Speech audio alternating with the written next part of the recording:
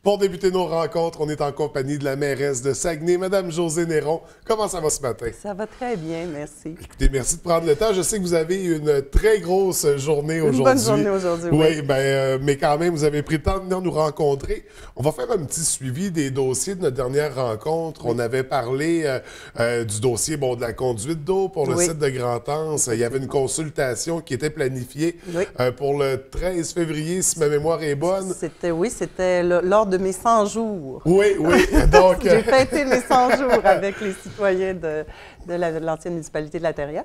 Donc, la consultation a eu lieu. Il y avait une centaine de personnes qui étaient là. Oui. On a présenté, grosso modo, les enjeux de la ZIP, parce que je pense qu'on doit faire vraiment une distinction entre la zone industrielle-portuaire et le fait qu'on a un premier joueur qui est intéressé à s'y installer, c'est-à-dire la compagnie BlackRock.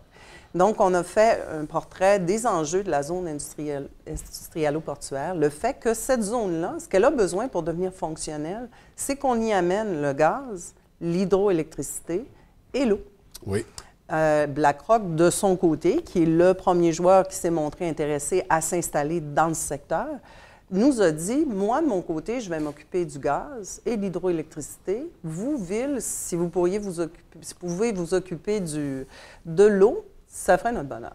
Donc, on a commencé à faire les démarches et la consultation citoyenne était pour venir présenter à la population de l'ancienne municipalité de La Terrière la possibilité, les différentes possibilités, options qui s'offraient devant nous. On avait parlé peut-être d'aller chercher la nappe phréatique dans le secteur de La Terrière. On sait qu'on a une très grande nappe phréatique. Oui, gigantesque. Exactement. On a également parlé qu'il y avait une option de peut-être pouvoir aller chercher dans le Saguenay, à la hauteur du rail, pour pouvoir longer le rail et tourner au niveau de la desserte et arriver à amener l'eau de cette façon-là. Donc, la beauté de la chose, c'est que je ne prends pas de l'eau, je vous dirais de l'eau potable, je prends de l'eau de la rivière et ça sert à l'eau de procédé. Il y a d'autres options qui se sont ajoutées entre-temps. Exemple, d'aller prendre l'eau à la station de traitement d'eau, près de la rivière Chicoutimi. Et il y avait également d'aller puiser l'eau plus près de l'estuaire. Non, pas directement dans la rivière, parce que ça, c'est un procédé où ça demande de la désalinisation de l'eau. Et ça, d'installer le processus, ça, oui, je suis d'accord, ça, c'est pas cher. C'est d'opérer l'usine qui, par la suite, peut être très onéreux. Donc, ce qui nous reste à faire comme ville, c'est de commander une étude, et c'est ce qu'on est en train de faire, pour pouvoir aller chiffrer chacune des options qui ont été retenues. On s'entend que d'aller puiser l'eau dans la nappe phréatique de La Terrière, c'est une option qui a complètement été mise de côté. On comprend, la population n'est pas en accord avec ça. Et il y a d'autres options qui sont sur la table et qui sont, je vous dirais, au niveau des coûts, là, comparables. Oui. Donc, comme ville, on est responsable. On n'ira pas prendre de l'eau potable si on peut. Mais ça prend quand même de l'eau potable, ça demeure un milieu de travail. Il y a des abreuvoirs. Oui, mais on ne s'entend pas dans la quantité dont les différentes industries qui vont être intéressées à s'installer sur le site vont avoir besoin. Oui. Et c'est cette eau-là qu'on cherche, de l'eau, ce qu'on appellerait de l'eau de procédé.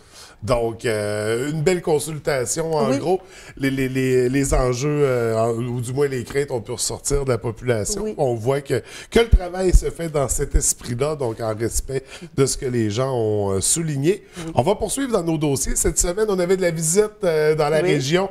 Le ministre Coiteux, donc des Affaires municipales et de l'occupation du territoire. Oui. Vous avez eu l'occasion de le rencontrer ici même à la baie lundi dernier. Au pavillon des Croisières. Oui, comment ça s'est... Très bien, très bien. C'est sûr qu'on a parlé des différents dossiers qui touchent, on s'entend, le développement économique de notre ville, mais également de toute la région. Naturellement, on a parlé de la zone industrielle portuaire. Le fait que pour nous, ville, on voit très bien, et d'ailleurs, on a une rencontre avec les sous-ministres cet après-midi à Québec. On voit très bien que ville, on n'est pas, nous, capable de pouvoir développer, il y a quand même un investissement de l'ordre de plus de 60 millions pour rendre la ZIP fonctionnelle. Alors, on a besoin de Québec et j'ai vraiment expliqué, on a vraiment pris le temps d'en jaser, le ministre Coiteux, M. Simard et moi-même. sur les enjeux qui sont reliés au développement de cette zone-là et le fait que si on veut pouvoir rendre fonctionnel à 100% notre zone portuaire, on a besoin de Québec pour pouvoir faire le lien entre le Nord, toutes les ressources naturelles qui sont dans le Nord, le lac, nous et éventuellement le monde, puisque une fois embarqué sur le bateau, on peut aller où on veut. Oui, tout à fait. Donc, j'en conclus que ça s'est bien passé avec le ministre. D'ailleurs, on a eu une très bonne écoute puisque on a une rencontre cet après-midi. Okay. Le ministre a vraiment dit à son sous-ministre, il faut bouger là-dessus, il faut avoir une rencontre, il faut voir de quelle façon on peut aider ça. Parce que vous comprenez que si on peut arriver à faire vraiment du clé en main pour toutes les industries qui sont intéressées à s'installer dans le secteur, on vient de changer complètement la donne au niveau du développement, du plan d'affaires, non seulement de Ville de Saguenay, mais de la région du Saguenay-Lac-Saint-Jean. Oui, tout à fait. Donc, ce serait des très belles nouvelles, des gros dossiers qui s'en viennent. Des gros dossiers, effectivement. On va poursuivre avec des dossiers un peu plus près, ici du côté de la baie. En fait, Patrimoine Saint-Édouard, il y a eu la rencontre avec la corporation. Oui. Là, on entend toutes sortes de choses. Je veux juste qu'on remette un peu d'ordre dans tout ça. Est-ce que c'est confirmé? La bibliothèque va bien déménager? Là, je vais dire sur le site, ça ne veut pas dire nécessairement dans le bâtiment ou du moins dans le secteur. Ça, c'est confirmé, c'est bien ça? Très beau dossier culturel pour l'arrondissement de la baie. On sait que la bibliothèque, dans l'espace qu'elle a actuellement, elle ne rencontre pas les critères du ministère. Bon. On sait qu'on a un comité qui, pendant des années, a travaillé pour sauvegarder l'église Saint-Édouard. Bon, ces gens-là, à un moment donné, ont vu une opportunité de pouvoir à la fois sauver l'Église et doter l'arrondissement d'une bibliothèque adéquate. Ils ont travaillé, on peut dire un peu, sans nécessairement avoir de contact avec la Ville. Oui. On a eu une première rencontre avec eux. Ça a été très positif. Tout le monde a mis carte sur table. Ce qu'on a convenu, c'est qu'il fallait faire vraiment un diagnostic, état de santé de la bâtisse, où est-ce qu'on en est rendu 2018, parce qu'on sait que depuis plusieurs années, malheureusement, il n'y a plus de chauffage. Donc, la bâtisse a quand même vécu tout ça.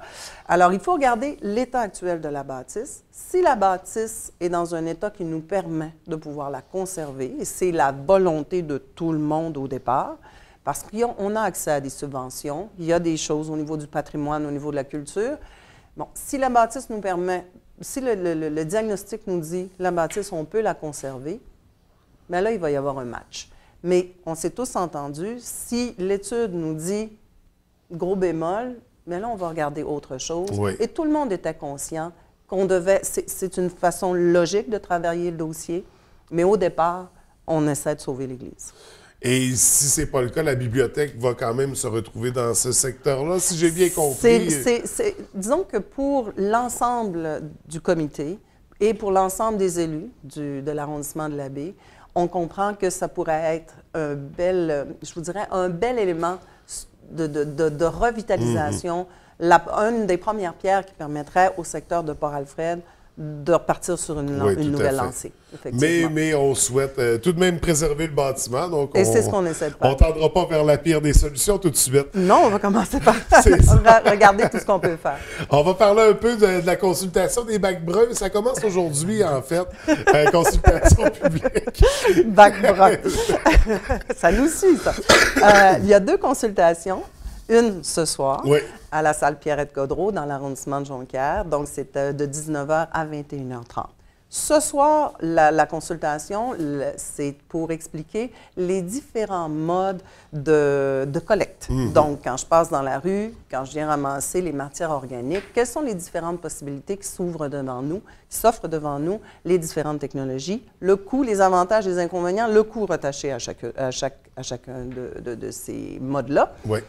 Donc, il va y avoir explication, ensuite questions, échange avec le public pour savoir, c'est sûr que les gens vont dire, nous, avec toutes les analyses, avec ce qu'on a regardé, ce qui était bon, moins bon, ce qui se passe ailleurs, ce qui s'est fait un peu partout dans le monde, on penche vers cette option-là. Maintenant, qu'en pensez-vous? Dites-nous, pour vous, comment vous voyez ça. Ça, c'est ce soir. Oui. Mercredi, la semaine prochaine, là, ça va se passer dans l'arrondissement de Chicoutimi, donc à l'Hôtel de Ville, dans la salle du conseil. Et là, on va plutôt parler du type de traitement des matières organiques. Donc, une fois rendu au centre de tri, quel genre de technologie est-ce qu'on peut utiliser pour obtenir la matière organique la plus pure, la plus, je vous dirais, de qualité pour pouvoir la revendre. Parce qu'il y a des revenus à faire avec ça. Donc, il y a des possibilités intéressantes. Bien, ce qui arrive, c'est que dans tout ça, puis ça, à l'origine, on a chacun notre rôle à jouer là-dedans comme population. Parce que si, exemple, je fais vraiment un bon tri au départ. Dans mon bac bleu, je passe ce qui est recyclable. Dans on va dire, si j'ai des déchets de construction, je les mets dans une boîte, je vais les porter à l'éco-centre. Ouais. Mes pots de peinture à l'éco-centre. Et dans on va dire ma poubelle de matière organique, ça sera un bac brun, ça sera autre chose, un sac, on verra. Mais dans ce récipient-là, si je place vraiment de la matière organique, donc mes résidus de table, mes feuilles, mon gazon, bien ça me permet au centre de tri d'obtenir un compost d'une très bonne qualité que les agriculteurs vont vouloir acheter pour pouvoir étendre sur leur champ et pas retrouver à travers le compost on va dire des morceaux de verre ou des vis ou des choses comme ça. Vous comprenez? Alors, il y a tout un processus pour s'assurer, qu'à l'origine, je le ramasse et je garde l'effort de chacun intact, et deux, au centre de tri, que je puisse le traiter pour avoir un résultat ultime, pour que je puisse avoir un produit de qualité et éventuellement retirer des revenus de tout ça. Donc, dans les consultations, ça sera discuté. Est-ce que ce sera des bacs blancs ou des bacs bruns? On verra. Des poubelles organiques ou... Mais j'invite vraiment la population à venir ce soir et la semaine prochaine. Oui. Question de, justement, être encore mieux renseignés, pouvoir être porteur de dossiers à travers la population et pouvoir donner leur opinion sur les différentes éventualités, les différents choix que le Conseil va avoir à faire, parce qu'on s'entend, c'est quand même des gros sous pour tout le monde. Oui, tout à fait. On va poursuivre, on va accélérer un peu le rythme, parce qu'il y a une séance extraordinaire ce matin à 10 h. Et là, je voyais dans les dossiers, on parle du Soccer Dome. On est rendu où avec le Soccer Dome?